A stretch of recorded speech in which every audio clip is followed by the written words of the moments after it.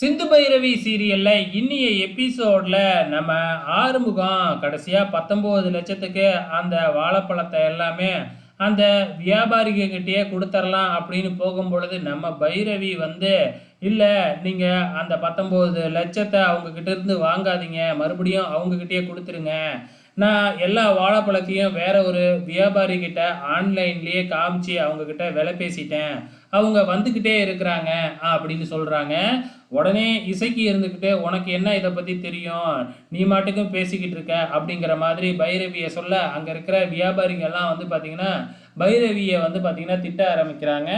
ஆறுமுகம் என்ன செய்கிறதுனே தெரியாமல் முழிச்சிக்கிட்டு இருக்கிறாப்புல. கொஞ்ச நேரத்தில் அந்த வியாபாரிகளும் அங்கே வந்து இறங்கிடுறாங்க.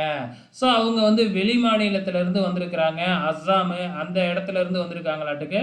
அவங்க உங்கள் வாழைப்பழத்தெல்லாம் பார்த்துருந்தோம், ரொம்பவுமே பிடிச்சி போயிடுச்சு, அதனால் நாங்கள் அதை எடுத்துக்கிறோம் அப்படின்னு சொல்கிறாங்க.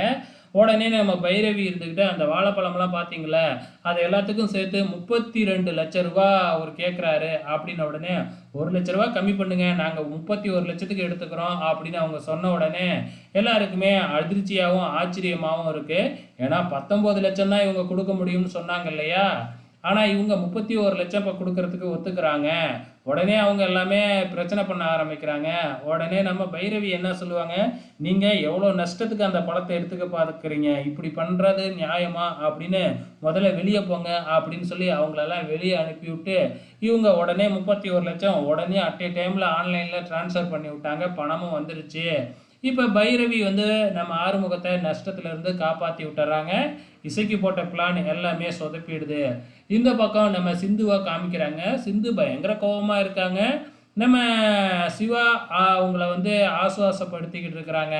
பொண்ணுங்கள்லாம் ஏன் இங்கே சிகரெட் குடிச்சிக்கிட்டு இருக்காங்க, அதெல்லாம் தப்பு இல்லை அப்படின்னு சொல்லிக்கிட்டு இருக்கும்பொழுது அது அவங்களோட உரிமை, அவங்களுக்கு வேணும்னா குடிப்பாங்க, அதெல்லாம் நம்ம தட்டி கேட்க முடியாது அப்படின்னு சொல்லிக்கிட்டு இருக்கிறாங்க. இந்த பக்கம் நம்ம ஆறுமுகம் பைரவி கிட்ட போயிட்டு, நீ உனக்கு ஏதாச்சும் வேணுமா கேளு, நீ வந்து பார்த்தீங்கன்னா என்னைய நஷ்டத்துலேருந்து காப்பாற்றி விட்டுட்ட அப்படி இப்படின்னு ஏதோ பேசிக்கிட்டு இருக்கிறாப்புல.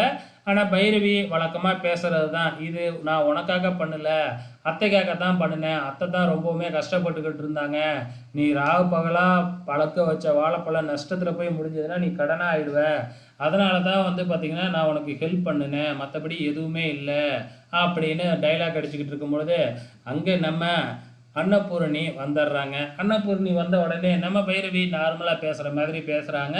ஸோ அந்த இடத்துல கொஞ்சம் கலாட்டாவாக அப்படியே போய்கிட்டு இருக்கு. நம்ம ஆறுமுகமும் சின்ன சின்ன சேட்டையெல்லாம் பண்ணிக்கிட்டு இருக்கிறாங்க. இந்த பக்கம் மீட்டிங்க்காக நம்ம சிவா கிளம்பிக்கிட்டு இருக்கிறாப்புல. ஆனால் அங்கே என்னடானா நம்ம சிந்துவும் கிளம்பி வரேன் அப்படிங்கிற மாதிரி சொல்கிறாங்க.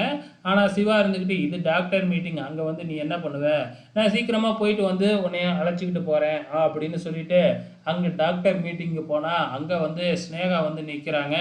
இதோட இன்னி எபிசோடு முடிஞ்சிருச்சு. வெயிட் பண்ணி பார்க்கலாம் நாளைக்கு என்ன நடக்க போகுதுன்னு.